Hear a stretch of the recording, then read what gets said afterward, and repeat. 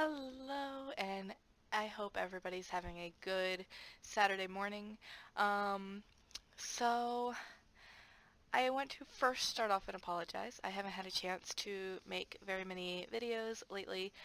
Life kind of got in the way a little bit. I got sick, my family got sick. I have a little guy, so trying to make sure he's okay and still kind of make sure I'm okay at the same time. Kind of put off this video. I wanted to have this out at the beginning of the week, but apparently a cold and flu decided otherwise. Um, but this video has been a long time coming. Um, I have said for a long time I wanted to do a video on level 4, and I really have wanted to. It's just things have been getting in the way, or other things have came up and I kind of put it off, put it off, put it off. So that's another thing, I'm sorry for that. Today I just kind of want to make this a very brief video. Um, I really wanted to kind of analyze how I taught level 4 a little bit before I kind of made this video. And I've been kind of watching since just after Christmas time, when we got back from the Chinese New Year holiday. Kind of like, how do I actually teach level 4? What things do I do? So today we're just going to talk about it. I'm hoping to have another video out shortly with some clips from some of my classes to kind of put it in perspective. But this is just to kind of get it moving in the right steps so that it's out there and I know that I have to put out the next one. So level 4, some things that I do differently. Um, for me personally, I feel like level 3 and level 4 are pretty similar, at least. I feel like level 3 is just like an older, outdated version compared to level 4. Level 4 is very content heavy sometimes. The vocabulary words are very new. They teach a lot of more like writing structures. Just overall, the material is geared for generally an older audience. So that's definitely something that would cause you to maybe feel like you're lacking in that aspect where maybe you're missing out on that engagement. Level 4, generally, it's just really hard because it is geared for an older audience if you have younger students, and just trying to kind of help connect what they're learning back to them. Because, when they're learning about paragraphs and sentence structures and stuff like this, they really could care less. Pretty much from what I've found, is they really just want to be speaking. It doesn't really matter so much of the content, they just want to learn something and they want to talk about it. Sentences and paragraphs are something they don't have to know. So generally I find that those things kind of put them off a little bit more. Now, something that I definitely do in my classes, especially level 3, especially level 4, so first I look for my stronger students. Now, these students, generally, most of them, I've had since I started almost 2 years ago. So I started with them either in level 1 or level 2, somewhere around there, and now they're in level 3, level 4, or somewhere close to that. So I've really had a chance to kind of pick out their high points, pick out their weak points, build up some of their weak points, and kind of bring down some of those high points to kind of match the rest of the class. Or bring up another student's weak points to meet those other students' high points. Just so that, the class is a little bit more meshed together. There's a little bit more cohesion moving. Now, this is going to sound absurd, because especially if you're struggling with timing, purposefully, I do not leave the vocabulary section of level 4 until just about 20 minutes into the lesson. Now you're probably thinking, oh my goodness, that's like slide 11 out of 26, 27, 28 slides. You're exactly right. And in some of the videos that you'll see later to come, you'll see I have that 5-minute behind tag flashing at me throughout most of my lesson. I'll actually catch up to it, I'll go past it, and then I'll fall back behind it again. I pay no attention to time according to the portal. I have taught most of these lessons probably 6, 7, 8 times now. So I kind of know where my timing needs to be. And if you're new, if you're new and you're struggling with timing, I promise it will come. The more lessons you teach, the more times you see that curriculum, the more times you see those students, you learn their interests, you learn their abilities, it'll just kind of all of a sudden ding, it'll click and you will shoot off and it will be a-okay. So if you're worried about timing, don't worry. Now these are just things that I do. This definitely does not have to be something that you have to do. This isn't the right way. This isn't the wrong way. I'm not saying what you do is wrong. I'm just wanting to put out what I do. This is what works for me. It works for my kids. It works for my parents. I've never received a complaint about any of my upper level classes or anything like that of how I teach this.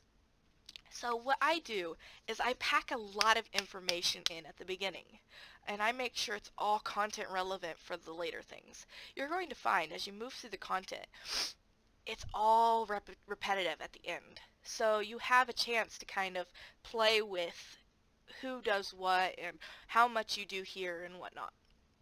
Um, so first, I look at my students' abilities. What can they do? Now, you may get complaints that you have a student who never gets to go first because he's weaker. So those students, I purposely pin them first at the beginning of the unit, the beginning of the lesson, because it's simple vocabulary. I mean, it's not simple, but, it's just vocabulary. Maybe they're reading one sentence. Um, and that kind of moves it along. Like, Jack, you get to go first.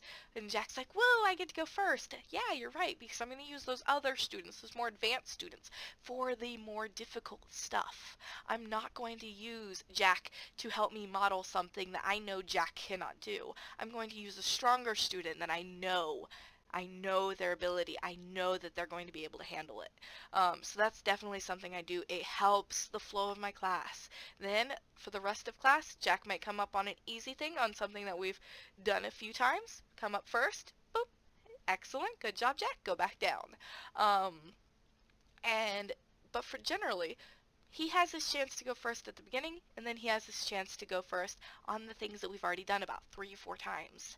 After that, I use those other students. Now, that's not to say, every class I do the same rotation. No, I never do the same rotation, and I just make a mental note in my head. Okay, Jack went, I kind of have a system. I don't always stick to it. It's like 1, 2, 3, 4, 4, 3, 2, 1, 1, 4, 2, 3, 3, 2, 4, 1, 4, 2, 3, 1. I just mix it up all the time. And it just kind of depends on the slide of what order I decide to pick. So I make sure it's never the same. Something else that I do in level 4 is I have them call on their friends a little bit. I do this in level 3 too. You know, they have a section to read. We play popcorn. Like, okay, read a sentence. I mark it. I cap it off. Maybe I cap it off at a sentence. I gauge my students' interests. If my students' abilities. If my students are unable to read a whole slide, I do not make them read a whole slide. They read one sentence. They read maybe 2 sentences, depending on their abilities. I've had some students who came up into level 4. They were 100% not ready, and I just picked up that group. So we're kind of doing something different. Basically, I'm doing a majority of the reading, and they're repeating the vocabulary words because I'm wanting to build up that vocabulary usage first. Then, after I've had them for a little bit, I'm starting to leave pauses. So they have to pay attention, they have to say the word that I pause on. That will kind of help with your flow too. Now, in the level 4 curriculum, there's a lot of points where it wants you to bring up students and have them do this or have them do this. For the most part, a lot of the talking, if I'm asking general questions, I never pull those students up individually. I leave everybody down kind of in a class-like setting, and we kind of group share, because what happens is one student's going to have an idea, the other student's going to have an idea, and it's just back and forth, and we're going to start throwing out ideas, and that's kind of what promotes learning, and I really push for that in my classes. So I'm wanting those ideas. I'm wanting them to kind of roll. Now, I do pull up students for reading because it does kind of quiet the setting down so that student really can focus on their reading unless their background's bad. Um, but another thing that I do is I will pull them up when there are certain things. Maybe I feel like I'm doing a lot of talking and I don't want that. If it's like true or false, like, oh, Tom, you have number one, Jack, you have number two, Sarah, number three, something so forth. These are just names that I'm rambling off the top of my head. I don't even have half of these kids in my classes, but, it's just kind of to explain. Um, or if it's like one, two, three, four, maybe they have to drag a picture, they have to match something. I will have them do reading there. So I'm keeping that 70-30 talk time or even a little bit more for the students, but I'm changing the direction that I do it. Even though the slides are saying, I want the student to do this and do this and do this, maybe the students aren't capable of that yet, and that's okay. Work with them. Eventually they will come up to that point. The more you work with them, the more comfortable they get in class. Keep asking them those questions. There's a reason I spend a lot of time in the vocabulary section. Review and vocabulary I spend a lot of extra time in because I really want to build up that language. I want them to be comfortable in class. If I can get them talking at the beginning, they won't stop talking, even towards the end. It doesn't matter if they really 100% get the material, but they will do their absolute best. At least that happens in my classes. I've had some kids look at me and say, teacher, I don't understand this. And that's okay too. I mean, like, I know it's really difficult, and I take a moment and I'll explain it. I'll talk about it, and I break it down in the most simplest terms. We have words like velocipede and pneumatic tires, and trying to explain those things or explain the spellings, explain the pronunciations. I make sure that I do all of that because it helps them so much more, at least that I feel. And then you go through the lesson. There's a lot of repetitive stuff. Maybe you have two students do this side, boop. Have two students do the next side, boop, boop, boop. Just keep it moving. That's something I constantly do. I never give it a dull moment. I just keep them moving. I keep them talking. If I feel like I'm running out of time, I'll do more of a collective thing. Maybe I just leave them down at the bottom. Jack, your turn to read. Sarah, your turn to read. Boop. Oh, what's the answer? Ding, ding, ding. My level 4 classes, we move relatively quickly because I pack a lot of information in them. Um, Again, I'm going to try to clip together some of my classes. It's taken me a while to kind of get some material so that I can actually do this, but I think I finally have enough. I'm going to get to editing. I've already started actually. I just wanted to kind of put this video out here because I know we have our spring camps going. We have level 4 kids. Hopefully, you know, some of these maybe you can take verbally and understand what I'm saying.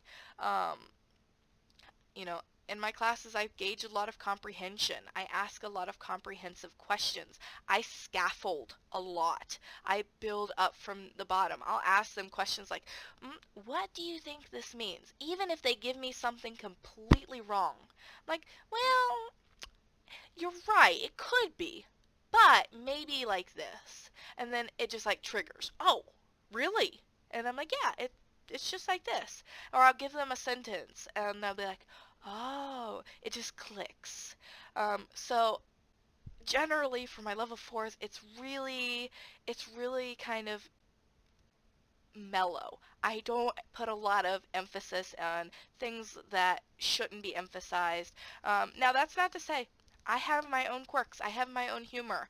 I try my best to put it into my classes. Sometimes I'm laughing with myself. Sometimes most of the time the kids get it though. If I can dull it down. Like I can remember in the last unit of level 4, there was a kid, he was carrying an iPad. The vocabulary word was fall down. And the kids were kind of toning out a little bit, and I used my humor to bring up to it. I said, well, what's he doing? And they kind of gave me some things like, oh, maybe he was watching a movie or something. I was like, well, what if he's having English class? And it kind of clicked because everybody has, in that class, they have tablets. Like, well, what if he's having English class? And he just fell down the stairs. Ah! Jack falls down. I even fell out of my chair so much. And I was like, I got back up in my chair. I was like, Jack! Are you okay? Mom! Jack needs help! Just to kind of pull that, and I had that class cracking up. You can find humor in this, this curriculum. You may not think so, because it's really dry, but you really can. You can find ways to kind of have fun with it, make fun of it.